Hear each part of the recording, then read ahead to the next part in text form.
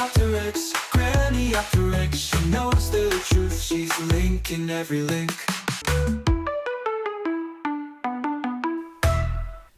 Hello, this is a tough one. Actually, I've spent all day doing a lot of nonsense. You know how it is when you don't want to do something and you find all sorts of other jobs to do. Well, that's been me today. Because I saw this news earlier on. Telegraph, breaking news. Officers who arrested Henry Nowak investigated for gross misconduct. And in a grim sort of way, how can you say I rejoiced? I didn't rejoice. I did rejoice. Perhaps you know what I mean. I felt good about a bad situation. They needed to be investigated for gross misconduct. They need to be slammed up, both of them. They need to be charged with manslaughter. Now, I've said this before in several previous videos. I haven't changed my mind. I think it was the police who actually killed Henry Nowak. I know that Vikram Digwa mortally wounded him. And he did that with a completely unprovoked attack. And he deserves to be in jail for the rest of his life.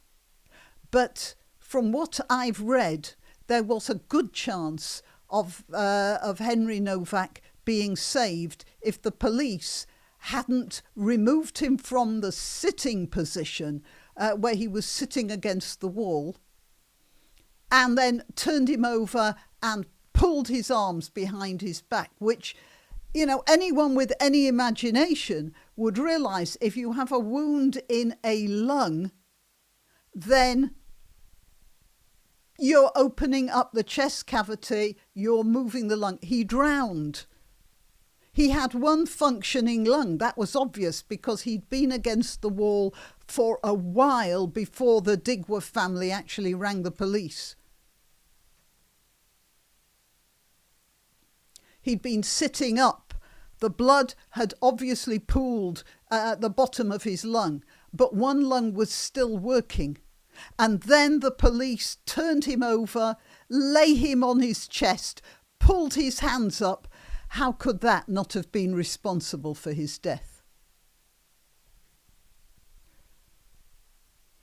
And here you see a hypocrisy fest that is truly sickening. Because this is the statement that was released by the police after the trial. I am deeply sorry that Henry could not be saved. Now, let's start off with that. What do you mean could not be saved? Yes, he could be saved, or at least they could have tried to save him. It's saying he could not be saved. That is an out-and-out lie, and he's saying it with such a sad, soulful face. No, there was a chance that Henry could have been saved. That's what you should have been saying, you bloody hypocrite. I'm sorry that in the moments before he lost consciousness, he had been handcuffed and arrested. I'm sure the family are really grateful for your sorrow, especially since 3 days after Henry had been so cruelly murdered by an evil man with an evil family. 3 days later, while the family was still reeling from this, Hampshire police drafted an official statement portraying Henry Nowak as the aggressor. 3 days later, when they knew what had happened, they had heard Vikram Digwa talking to his brother about stabbing Henry. Well, they knew that the kid had died from a stab wound. They knew that the police had manhandled him. And they gave a statement to the parents trying to get them to sign a document saying that Henry was drunk and had made a racial comment. During the trial of the killer, the presiding judge confirmed there was no evidence that Henry had made racist remarks. What's that got to do with anything? Even if he had made racist remarks, what on earth does that have to do with somebody taking a 12-inch knife to him? So the whole structure, the police and the courts were all concentrating on the accusation of a racist remark. No, an 18-year-old lad had been murdered by a nutcase with a nutcase family. And they're still talking about racist remarks. How dare they? The facts heard in court should leave no doubt in anyone's mind who was lying to officers that night and why we didn't immediately understand what had happened. No, none of that excuses that they didn't immediately understand. They had somebody on the ground who said he'd been stabbed. That's all. They didn't have to understand. He said he'd been stabbed. There was blood around. I'm not going to show you the photograph of his hand. It was as white as this policeman's shirt. Anyone could see that there was loss of blood there. Anyone. Anyone who wasn't blinded by the magic words, "He said something racist to me." During the 999 call, when officers first arrived at the scene and even when Henry's condition was deteriorating quickly, his killer continued to divert the blame. He's blaming the killer. You know, and this is the point, the killer. I'm not so sure he was the killer. I think it was the policeman who was the killer. And the police are still trying to divert the blame from their own cruel, cold, evil behaviour. I hope those two police officers who manhandled that kid's body so cruelly see his face every night for the rest of their bloody lives.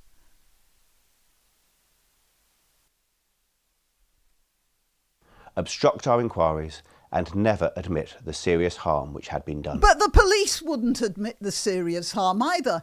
3 days after they knew what had happened, they were still trying to get the Nowak family to exonerate them. They were still trying to get the Nowak family to sully the name of their son.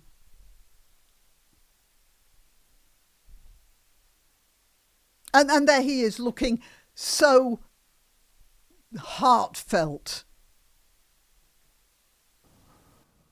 I understand that there were many questions about what happened on the night of Wednesday the 3rd. Yeah, there are many questions.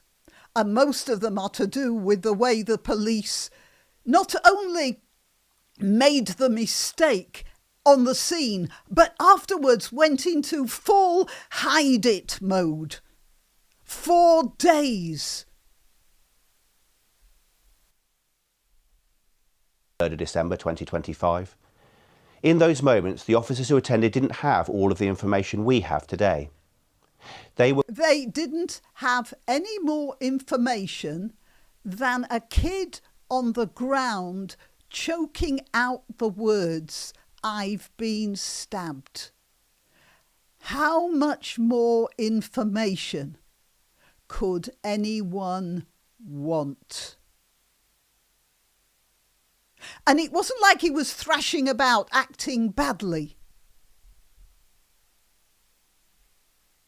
Were called to a report of an assault and told a man was being detained at the scene. These details were immediately repeated to officers as they arrived. The attending officers sought to take control of a complex situation, and based on what they had been told, they placed Henry in handcuffs.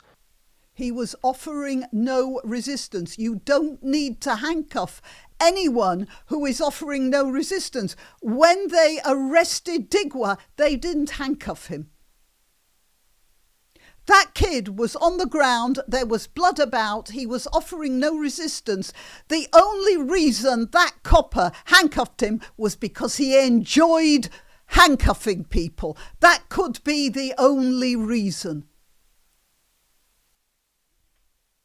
Their point of view and why they're upset with the police.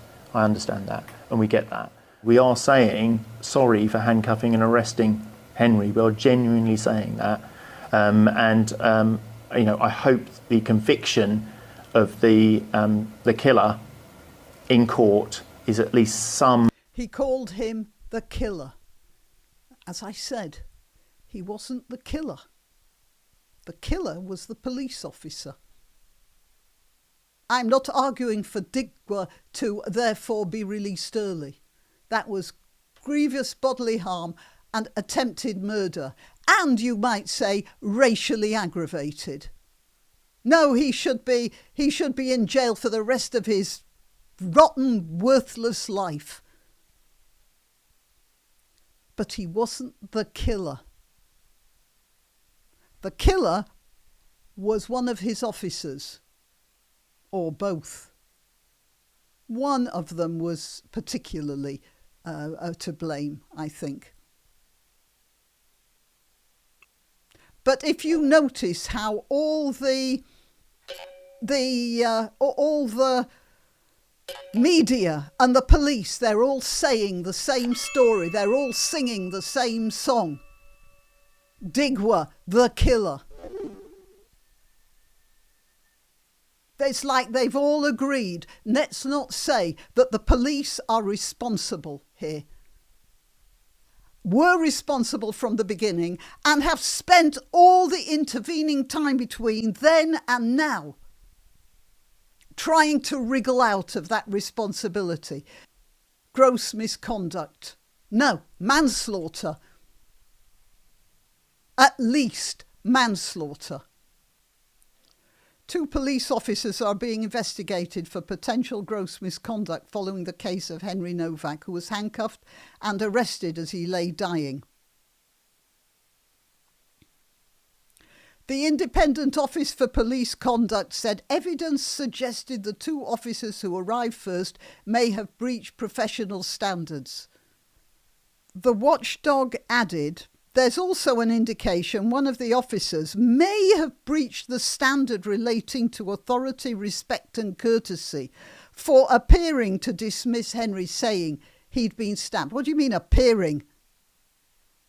Appearing to dismiss? We all heard it. Mate. There's an indication that one of the officers may have breached the standard of respect and courtesy. May have. I'll say so. And the BBC revealed last week it took officers 8 minutes to discover Henry's fatal stab wound. This guy here, 3 minutes, he says. But within 3 minutes of arriving, they realised, no. They were still manhandling him 3 minutes later. We have the video. He's actually saying 3 minutes when he has seen the video himself. Still lying. 3 minutes sounds better than 8 minutes, I think. And it was probably longer than 8 minutes.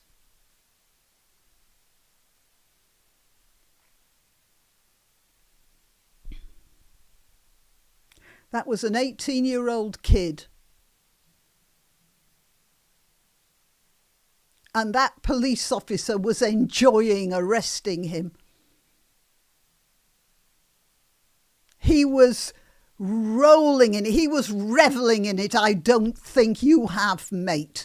A kid tells him he's been stabbed. I don't think you have, mate.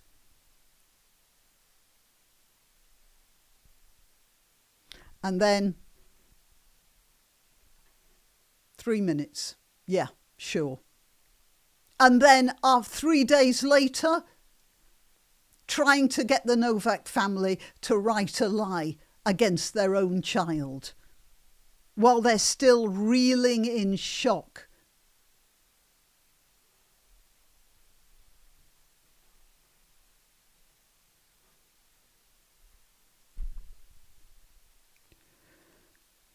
I have a 16-year-old grandson.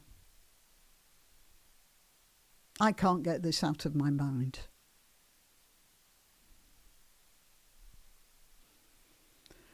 Okay, till next time. You can help my channel by subscribing and clicking the notification bell. That's quite important.